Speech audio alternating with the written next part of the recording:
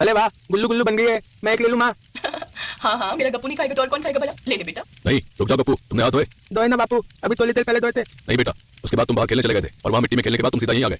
चलो जाकर पहले हाथ धोकर आओ। ओफो, आप भी ना हद करते हो, बच्चा ही तो है। और यहाँ कौन से आप ग्राहक देखने आ रहे हैं? नहीं सुनीता, कोई देखे या ना देखे, हमें हमारी ईमानदारी में कोई लापरवाही नहीं चाहिए। तुम भूल गई क्या बाबूजी क्या कहते थे? चाहे मिले मौका या हो मजबूरी, करना ना कभी जी चोरी, तभी बना सकोगे एकदम बढ़िया पानी पूरी। हाँ हाँ, सब याद है मुझे। खुद तो क्या सुनकर चले गए आपके बाबूजी और हमें छोड़ गए यूं गरीबी में जीने के लिए। ऐसा क्यों बोल रही हो? अच्छा बताओ तुम्हें जो चाहिए, आज के आज ला कर दूंगा। अच्छा तो फिर चलो अभी के अभी जाओ और मेरे लिए एक सोने का हार, चांदी की पायल और बनारसी साड़ी लेकर आओ।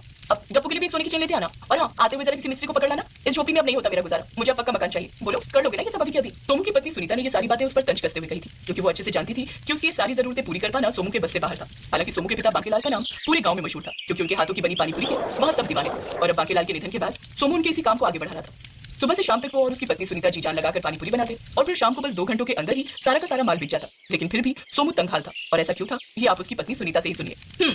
बड़े आई बातें बनाने वाले। अरे दिन भर अपनी ऐसी तैसी कराने के बाद आते ही क्या अपने हाथ? मैं कब से कह रही हूँ कि पानी पूरी के दाम बढ़ा दो और लागत में भी कुछ कटौती करो, तब जाकर कुछ बचेगा हाथ में। लेकिन नहीं, तुम्हें तो कुछ सुना समझना ही नहीं। ओहो सुनीता, तुम बेकार में ही इतनी चिंता करती हो। सब बढ़िया तो है। मैं तो कभी स्कूल नहीं जा सका, पर अपना गप्पू वो तो स्कूल भी जाता है। तुम देखना, पढ़ लिख कर जब वो बढ़िया नौकरी करेगा तब तुम ठाट से रहोगे एकदम। रहने दो जी, सरकारी स्कूल में पढ़कर क्या ही कर पाएगा बेचारा, और फिर बुढ़ापे में ठाट मिले तो भी क्या ही फायदा। मैं तो समझ गई, न बदलोगे आप और न हमारे हालात। वैसे सुनीता की बात पूरी तरह से गलत भी नहीं थी। हाँ तो कितने पैसे हुए? 260 रुपए हो गए जी। ऐसा करता हूँ 40 की पानी पूरी पैक कर देता हूँ, फिर पूरे 300 लेंगे। नहीं रहने दो जी, पानी पूरी तो हम सोमू के यहाँ खाएंगे। अरे बहन जी, हमारी पानी पूरी और सोमू की पानी पूरी में जमीन आसमान का अंतर है। वो तो हमें दिख ही रहा है। वो आज भी 10 की 4 पानी पूरी खिलाता है और तुम 40 में ये 6 पानी पूरी दे रहे हो, वो भी पैकेट में बंद करके। ऊपर से पानी भी हमें ही बनाना है जाकर। अरे भाई साहब, ये नया तरीका है। शहर में जाकर देखो, वहाँ वैसे बिकती है पानी पूरी, पैकेट में बंद, एकदम साफ सुथरी। और ये मसाला भी तो इसलिए देते हैं ताकि आप अपने घर का साफ पानी इस्तेमाल करो और हर बीमारी से दूर रहो। और स्वाद का क्या? सोमू की पानी पूरी तो ओह बहन जी, आपने तो सोमू के नाम की रटी लगा ली। अजी आप एक बार ले जाकर तो देखो हमारी पानी पूरी, ना दोबारा लौट के आओ तो कहना। लेकर गई थी मेरी ननद पिछले हफ्ते तुम्हारी पानी पूरी का एक पूरा पैकेट। सच बोल रही हूँ भैया, बिल्कुल मजा नहीं आया, न पूरियों में और न पानी में। अजी हम आपकी सेहत को ध्यान में रखकर बनाते हैं सब कुछ। वो तो स्वाद में कुछ अंतर तो आएगा ही ना। वो सोमू की तरह गंदा पानी और खराब क्वालिटी के तीखे मसाले नहीं डालते हम। जाकर देख लो एक बार, सब कुछ खुले में बनाता हो। जाने कितनी मक्खी मच्छर गिरते होंगे उसके पानी में। सच बात है, गाँव लोग क्या जाने शहर के तौर तरीके। पर मेरी एक बात हमेशा याद रखना आप, कि सोना कभी सस्ते में नहीं बिकता। नथुलाल की महंगी और पैकेट बंद पानी पूरी भले ग्राहकों को पसंद नहीं आई हो, लेकिन उसकी बातें ग्राहकों के मन पर गहरा असर डाल रही थी। नतीजा ये हुआ कि गांव के सीधे साधे लोग उसकी बातों में आने लगे और सोमू की सस्ती पानी पूरी छोड़कर उसकी महंगी पानी पूरी के पैकेट खरीदने लगे। और फिर एक दिन, सुनीता चलो भाई, चलकर पूरियों का आटा मार दो। मैं तब तक खेत से ताजा पुदीना और धनिया तोड़ कर लाता हूँ। रहने दो जी, क्या करोगे और बनाकर? कल का बना सब कुछ रखा तो है। कैसी बातें कर रही हो सुनीता? कल की पानी पूरी आज कैसे खिलाएंगे? अब कम बनाएंगे, लेकिन ग्राहकों को खिलाएंगे तो ताजी पानी पूरी। अरे कौन से ग्राहक? वही जो उस नत्थू की दुकान के बाहर लाइन लगाकर खड़े हैं उसकी पैकेट वाली पानी पूरी खरीदने के लिए। देखो गप्पू के बापू, अब भी कह रही हूँ बदल लो अपने तरीके, या फिर हो सके तो अपना ये काम ही बदल दो, वरना भूखे मरने की नौबत आ जाएगी। सुनीता और सोमू आपस में बातें कर ही रहे थे कि तभी उन्हें घर के बाहर से किसी की आवाज सुनाई दी। कोई जोर जोर से सोमू का आवाज लगा रहा था। सोमू, अरे सोमू, अरे बाहर निकल जल्दी।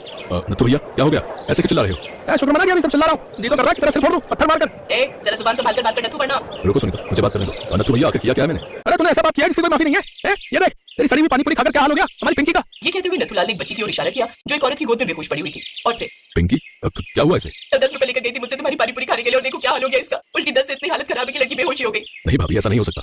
मैं तो कितने सालों से आप सबको पानी पूरी खिला रहा हूँ, जरूर पिंकी ने कुछ और खाया होगा। चुप कर, अब झूठ बोलने से कोई फायदा नहीं है। आज हम तेरी ये सस्ती पानी पूरी की दुकान बंद करने आए हैं। चलो उठाओ उसका सारा सामान और ले जाकर बाहर फेंक दो। नथुलाल का इशारा मिलते ही कुछ लोग आगे बढ़े, लेकिन वो नथुलाल के बर्तनों को छुपा थे। उससे पहले गप्पू ने आगे बढ़कर जोर से कहा, नहीं लुक जाओ, पिंकी ने कल मेरे बापू के गुल्लू गुल्लू नहीं खाए, उसे तो नत्थु ताता ने खिलाए थे गुल्लू गुल्लू, मैंने देखा था। गप्पू की बात सुनकर वहां खड़े सभी लोग चौंक गए। और फिर कैसा बाप कैसा बेटा, देखो तो कैसे झूठ बोला। अरे मेरी पानी पूरी का पैकेट पूरे 40 रुपए का आता है और पिंकी के पास तो बस 10 रुपए। बताओ तो फिर मैं क्यों खिलाऊंगा सबकी पानी पूरी? तुम लोग रुक गए, चलो उठा फेंको उसका सारा सामान। नहीं रुक जाओ, अब बेहोश होने से पहले बोल तो पिंकी भी कुछ ऐसा ही रही थी शायद। बार बार नथु भैया का नाम ले रही थी। अगर ऐसा है तो हमें इस मामले की पड़ताल अच्छे से करनी चाहिए। आप सब यही रुकिए, मेरा बेटा मनोज शहर के सरकारी अस्पताल में डॉक्टर है और फिलहाल घर आया हुआ है। मैं अभी उसे बुलवाता हूँ, अब वही बताएगा कि गड़बड़ किसकी पानी पूरी में है। ये गांव के मुखिया हैं जिनके बेटे ने आकर पहले सोमू की पानी पूरी और उसमें इस्तेमाल होने वाले सामान की जांच की, और फिर वो नथुलाल के गोदाम में भी गया जहां उसकी पानी पूरी के पैकेट तैयार किए जाते थे। हे भगवान, क्या है ये सब? अब आपके रहते ये सब कैसे हो रहा है अपने गांव में? क्या मतलब बेटा? बाबा नथुलाल की पानी पूरी के मसाले एकदम खराब है, ये बहुत पुराने और कुछ में तो कीड़े भी पड़ गए। और ये पूरियां, ये भी शहर से बहुत पहले मंगवाई गई थी। देखिए इनकी एक्सपायरी डेट तो कब की निकल चुकी है। ये नथुलाल यहाँ बस इनकी पैकिंग बदल रहा था और कुछ नहीं। हाँ तो फिर भी ये सोमू की पानी पूरी से कहीं बेहतर है, उसके गंदे पानी और सस्ती। चुप हो जाओ नथुलाल, बोलो मत। मैंने सोमू के घर की भी जांच की है बाबा। सोमू ने खुद बताया कि उसके घर पर रखी पानी पूरियां कल की बनी हुई है। उसके बावजूद वो पूरी तरह से खाने लायक है। उसके मसाले एकदम ताजे और बढ़िया है। वो कुएं के साफ पानी का इस्तेमाल करता है और पूरियां भी हर रोज ताजी बनाता है। और उससे भी बढ़कर उसके यहाँ हर बर्तन ढककर रखा गया था। तो मेरे हिसाब से सोमू की पानी पूरी सेहत के लिए बेहतर है। सच गांव वालों के सामने था और नथुलाल अब वहां किसी को नजर नहीं आ रहा था। सोमू की ईमानदारी का फल उसे मिला। सोमू की ईमानदारी और मेहनत को देखते हुए ग्राहकों ने खुद उसकी पानी पूरी के दाम बढ़ाकर देने शुरू कर दिए, जिससे सोमू की माली हालत सुधरने लगी। अब सुनीता को भी सोमू से कोई शिकायत नहीं थी और सोमू की सस्ती लेकिन बढ़िया पानी पूरी एक बार फिर सबकी पहली पसंद बन चुकी थी।